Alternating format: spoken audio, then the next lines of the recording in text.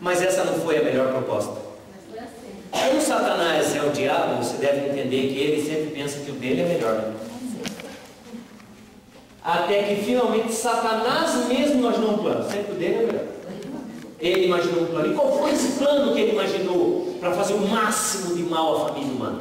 A própria Aqui, ó. humanidade se acabar com eles.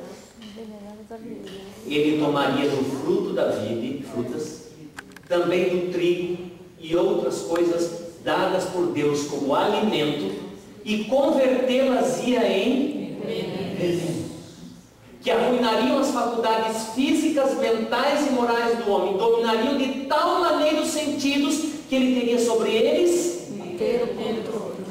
a fonte está sempre aqui, tá? Então o que ele diz? Bom, tem um jeito de fazer mal para toda a humanidade. Não falha, esse aqui não falha.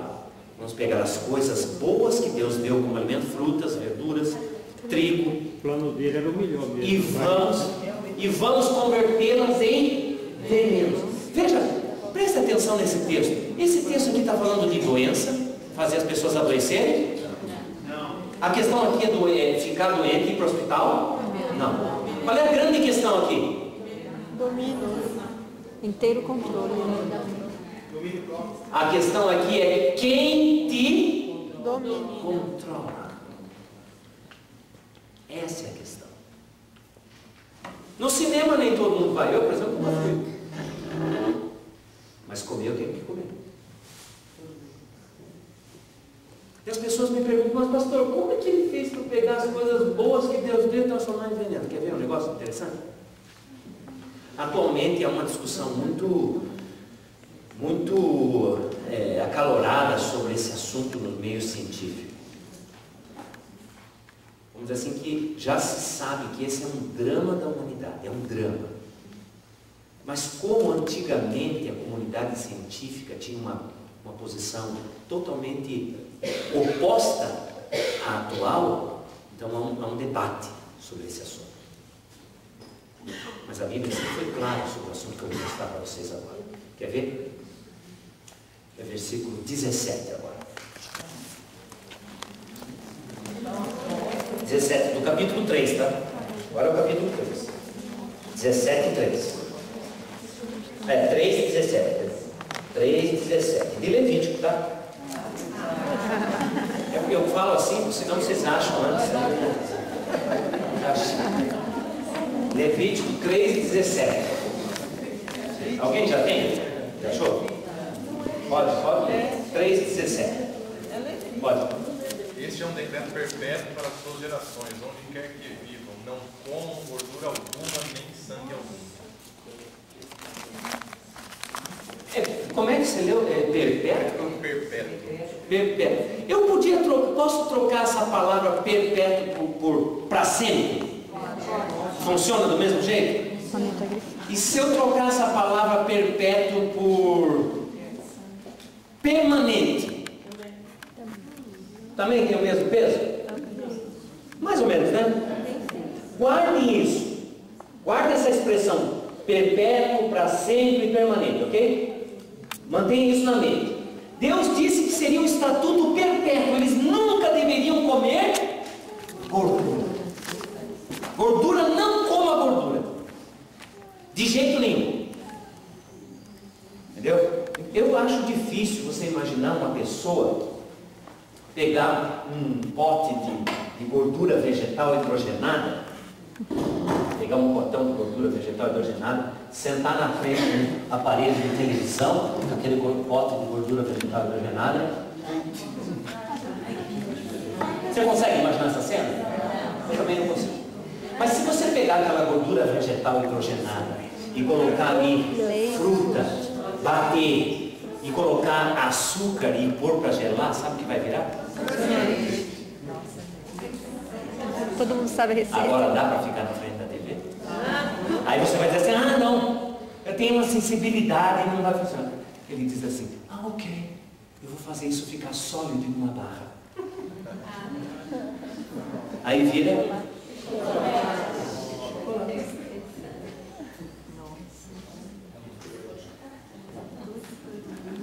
Pronto.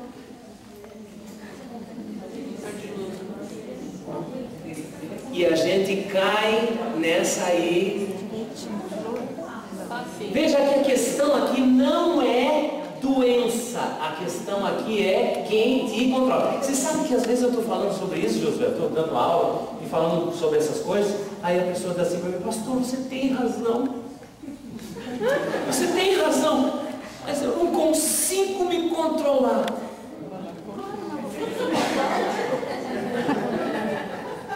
Claro que você não vai conseguir se controlar mesmo. É esse o objetivo.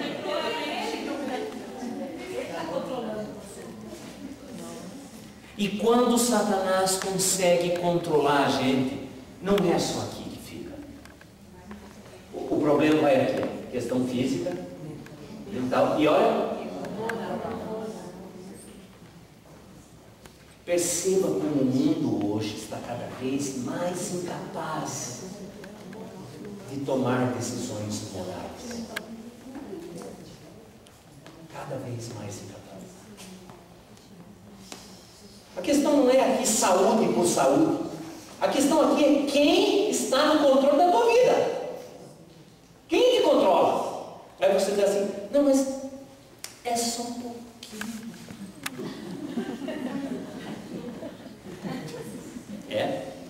É só um pouquinho de controle. Veja só, ele diz: mediante o apetite pervertido, o mundo inteiro seria. Se tem um lugar no planeta que comida gordurosa está ligado com corrupção, esse lugar é o nosso país. Porque tudo que acaba fazendo lá naquela pizza. O nosso país entende direitinho o que é esse negócio de comida gordurosa e corrupção.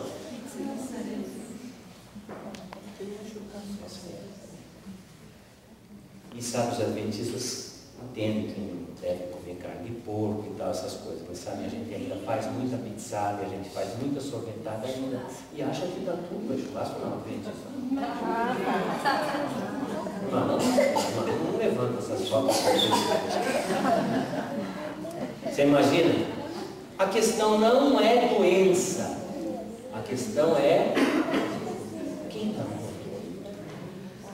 Você sabe como é que um traficante faz para uma pessoa ficar viciada e virar um cliente dele? Você sabe como é que ela faz? Começa dando um pouquinho, aí torna a pessoa viciada e ela fica dependente. Olha o que a época disse outro dia.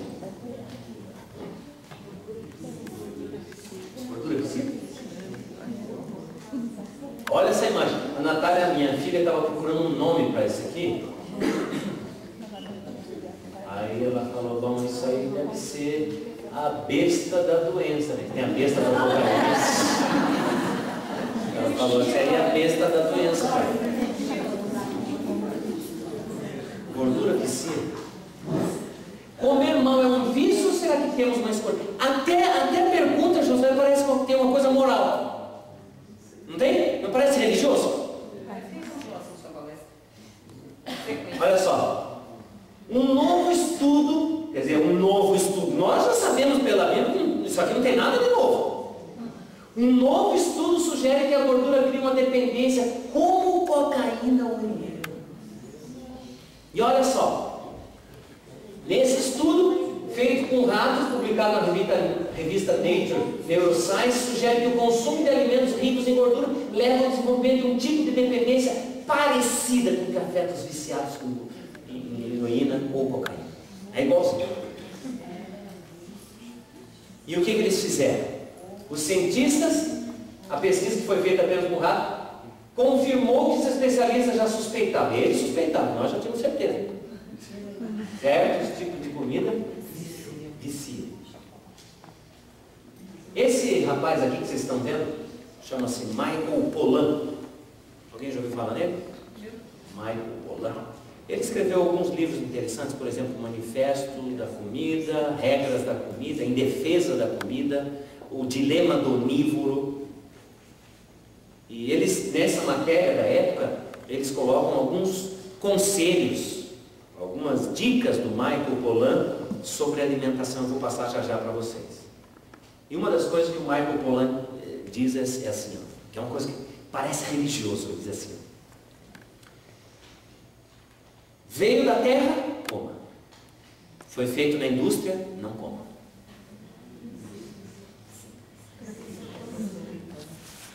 Quer saber como ter uma boa refeição? Coma coisas que foram plantadas, não coisas que foram fabricadas. Como é que eles fizeram essa pesquisa? Eles separaram os animais em 3 grupos. Um dos grupos foi alimentado com ração comum, o segundo teve um acesso restrito à comida gordurosa, compatível a essa que você come numa lanchonete, e o terceiro teve um acesso quase ilimitado à gordura. Bom, o que aconteceu? Os ratos do último grupo se esbaldaram numa comilança compulsiva, e ao final de 40 dias estavam mais gordos, e além do maior peso, foi observada uma alteração nos centros cerebrais de prazer similar a de ratos drogados com substâncias como cocaína e heroína. Isso sério. Hoje a gente sabe, gordura vicia. E a gente deve diminuir ou zerar o consumo de gordura. E é isso que Satanás faz. Depois que a gente fica viciado, a gente só quer saber por que a gordura é uma coisa tão boa assim? Por que a gente gosta? Tem uma razão bem simples. A razão é bem simples. A gordura é... Eles já sabem que é o Ricardo que vai dar aula amanhã ou não, José? Então estão sabendo agora. O Ricardo que me abriu os olhos para essa verdade. A gordura... Por que comida gordurosa é gostosa? Porque a gordura é o veículo do sabor. Quanto mais gorduroso o alimento, mais saboroso ele vai ser.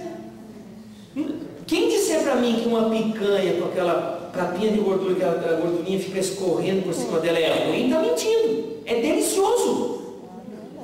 É delicioso. É sim. É sim. Eu comi muito, eu sei. É delicioso. Tudo quanto é coisa gordurosa é bom para o nosso paladar, mas para a nossa saúde e para a nossa mente é péssimo. É gostoso só de ver, porque ela é o veículo do Satanás. Agora, o Marco colocou coisas assim no livro assim: se veio de uma planta, coma. Se foi feito na fábrica, não coma cereais matinais que mudem a cor do seu leite. Faz sentido? Ele diz assim, procure não comer sozinho. Por quê? Já ouviram falar daquele negócio assim, não se conversa à mesa? Já ouviram falar isso? Mentira, tem que se conversar bastante. Assim, o almoço, a refeição demora mais, você come mais devagar, e a digestão é melhor feita no momento. Coma por fome, não por tédio. Essa aqui eu gostei, olha só. Pão branco, quanto mais branco for o teu pão,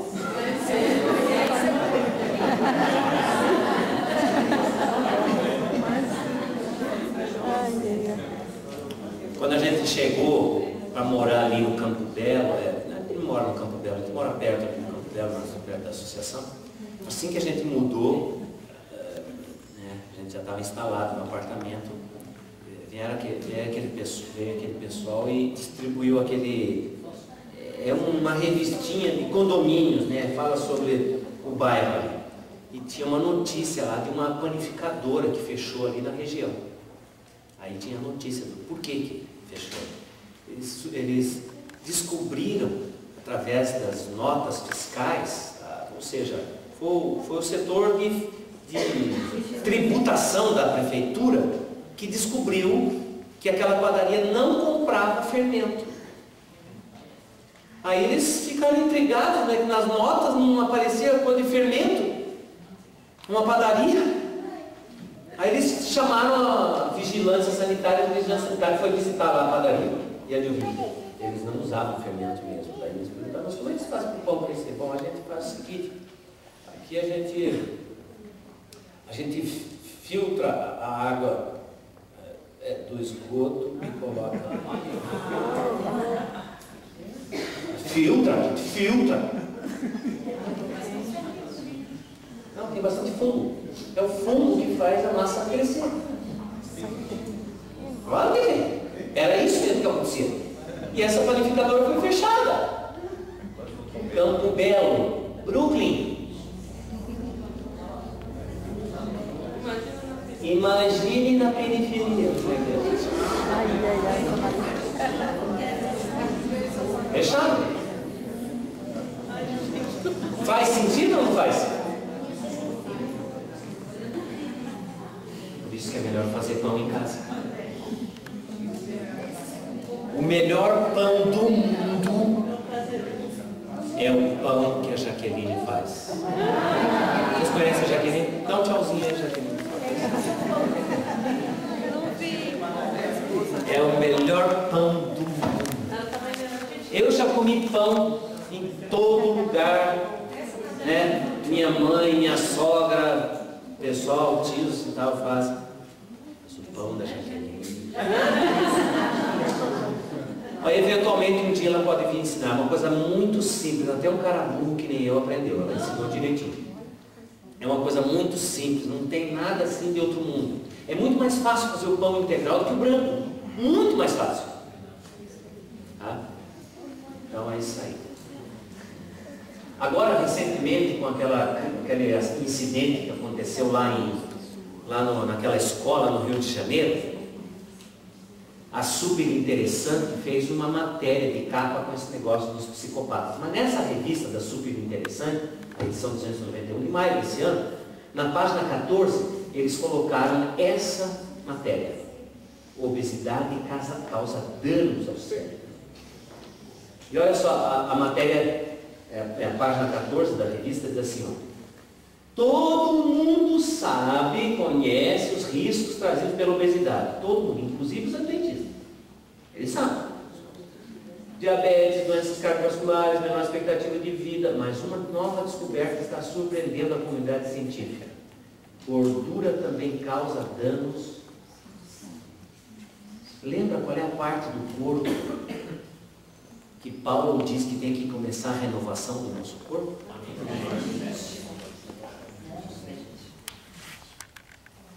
Sem uma renovação da sua mente, você não pode fazer um culto racional. E nem descobrir qual é a boa, perfeita e agradável vontade de Deus. Por que Satanás ataca com gordura exatamente aí? Olha o que o estudo mostrou. Nos indivíduos obesos acima do peso, o cérebro apresentava duas alterações importantes. Primeiro, tinha níveis mais altos de fibrinogênio, que é uma proteína que causa uma inflamação, e menor córtex órbito-frontal, essa parte aqui. A região cerebral que coordena a tomada de decisões. Então eles pesquisaram o cérebro de pessoas obesas ou acima do peso já. O cérebro tem uma inflamação que diminui a parte do córtex órbito-frontal. E tudo isso gera consequências perpétuo. Não parece essa uma expressão religiosa? Comida tem a ver com religião? Está vendo? E olha só o que ele diz. Essa inflamação, ao afetar a integridade do córtex órbito-frontal, pode reduzir o controle da pessoa tem sobre os seus hábitos alimentares. Ou seja, indivíduos acima do peso podem se tornar neurologicamente incapazes de comer menos, escravos do próprio.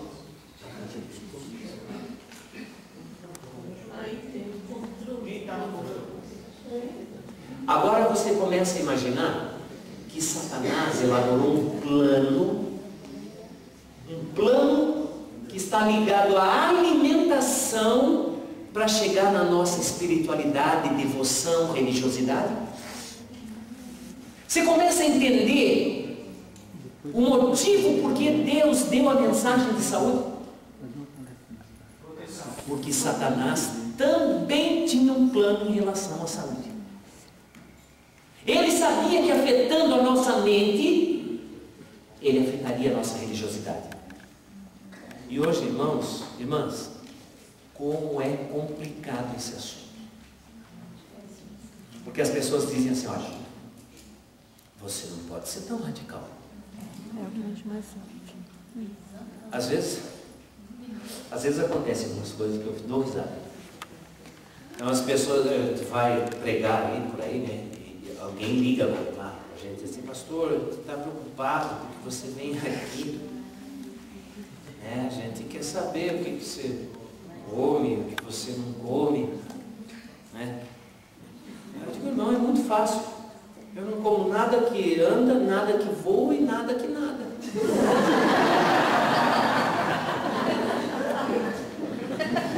Simples.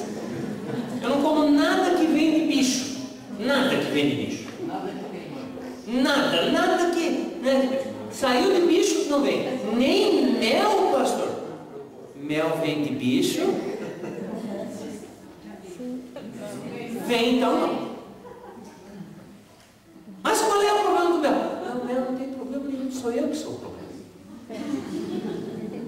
Não tem problema nenhum com o mel, eu sou o problema. Aí as pessoas dizem para mim assim, pastor, você é muito radical. Você tem que ser um pouco mais equilibrado. Sabe o que é verdade?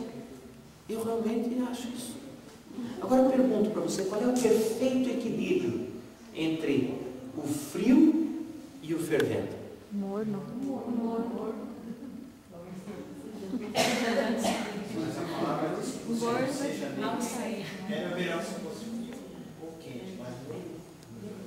Percebe? Olha, amigos, eu vou dizer para vocês, nós adventistas, nós somos chamados por Deus não para ser equilibrados. O pastor Sidionil fala uma frase que me toca muito, não sei se ele já falou isso ou vai falar. Ele diz assim, nós adventistas não fomos chamados para ser temperantes. O mundo está vendo que tem que ser temperante. Vou mostrar para vocês já. Os médicos do mundo hoje dizem que tem que ser temperante. Mas nós fomos chamados para ser abstêmios.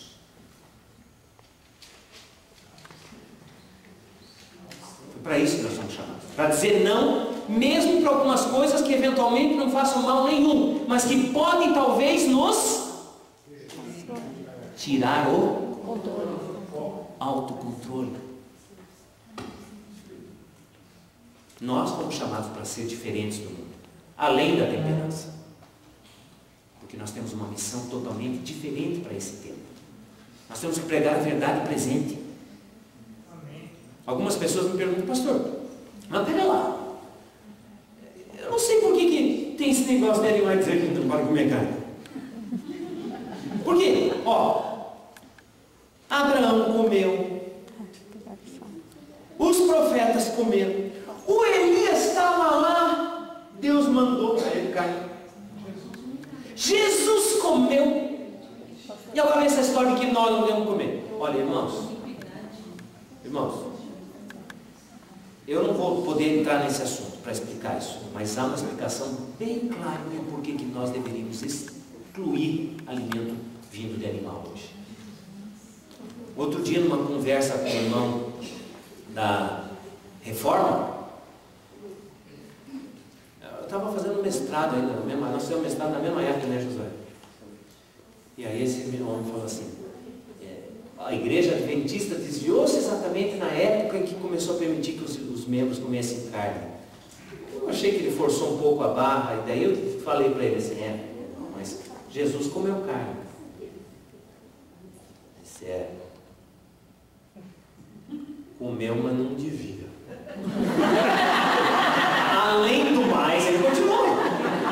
Além do mais, nós temos muito mais luz que ele hoje. Você acredita? Não é essa a questão.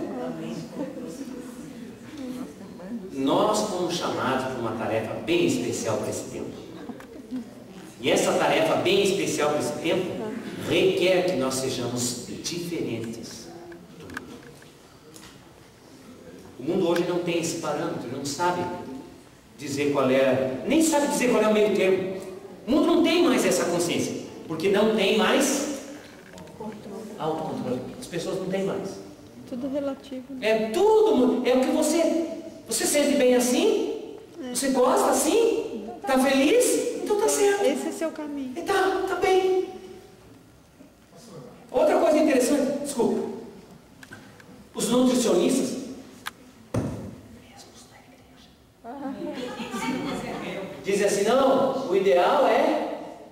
5 refeições. Né? 5. A revelação diz bem clarinho.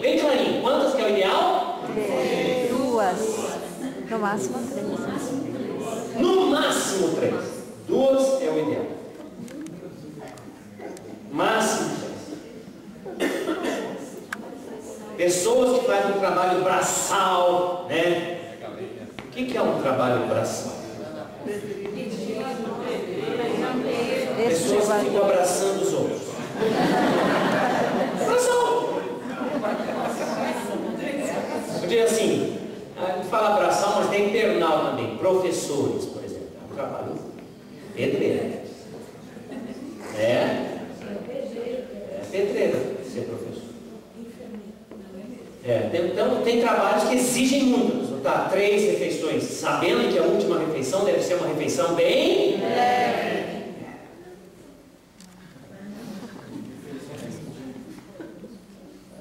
É assim que tem que ser. Primeira refeição forte, segunda refeição nem tanto, e a terceira, se for necessário, bem leve. E aí mesmo na nossa igreja tem nutricionista que fala 5. Então eu estou dizendo para vocês que essa coisa de ser equilibrado, a gente já não está com muita condição de saber qual é o equilíbrio da coisa. Mas nós temos algo que é a revelação, que fala clarinho para a gente o que é. Por que a gente não fica só na revelação? Eu tenho perguntado pelas igrejas por aí, qual é a grande diferença entre a igreja adventista e as demais igrejas? Você sabe, eu já ouvi todo tipo de resposta para essa pergunta. E alguns deles chegam a dizer assim, não, nós ensinamos a verdade. Eu pergunto, as outras igrejas não ensinam a verdade? É isso? É isso que você está me dizendo? E alguns têm a coragem de dizer, é isso. Ok, então é isso. Nós ensinamos a verdade e eles não. E eu pergunto, quanto da verdade nós vivemos? É essa verdade que a gente ensina. Talvez esse seja o maior drama. Sabem por quê? Porque a revelação diz assim, que quando nós vivêssemos o que nós sabemos sobre saúde e praticássemos, as pessoas iam ser tocadas de tal maneira que elas iam dizer para a gente assim, puxa, como você é inteligente, você poderia me ensinar sobre a Bíblia? Você queria dizer alguma coisa? Não, só na questão de Jesus dos animais, né? Assim, levando em consideração que os animais não eram poluentes naquela época também. Eu trabalho no posto de saúde, tem um médico lá, ele não come carne, ele não come carne porque ele tem a doença de Crohn, é uma inflamação do intestino. Só que ele cria frangos, ele cria galinhas. Eu perguntei para ele, né? Falei, por que você cria se você não come? Ele falou que ele usa como moeda de troca no sítio. O vizinho faz o serviço para ele e ele paga por frango, por peixe. Aí ele falou para mim assim, ele falou, só que você não deve comer aquele peixe. As mulheres não tem problema, mas para você é ruim. Falei, por quê? Ele falou, porque a gente cria elas à base de hormônio feminino. Então, em 45 dias elas estão prontas para o abate. Para homem, não é bom, mas para mulher não tem problema. É assim, eu também não fumo maconha. Eu só planto lá em casa e busco com mulher de troca.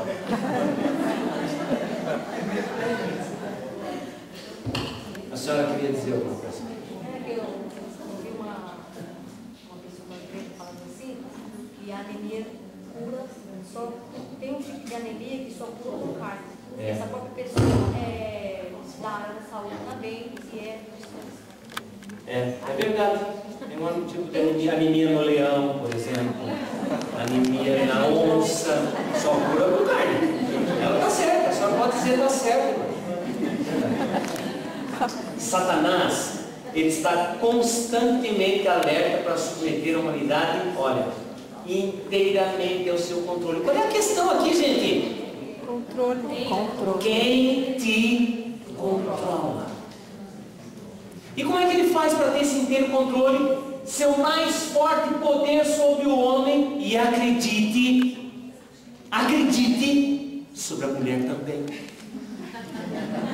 Exerce através do apetite. E o apetite, ele procura estimular de todos os modos possíveis. Então, para ter controle sobre as pessoas, o que ele faz? Estimula o nosso apetite. Ele ensina a gente a comer coisas, alimentos estimulantes. E aí, a gente vai cair no controle dele. No ano passado, Ah, não tem essa capa. a Veja lançou essa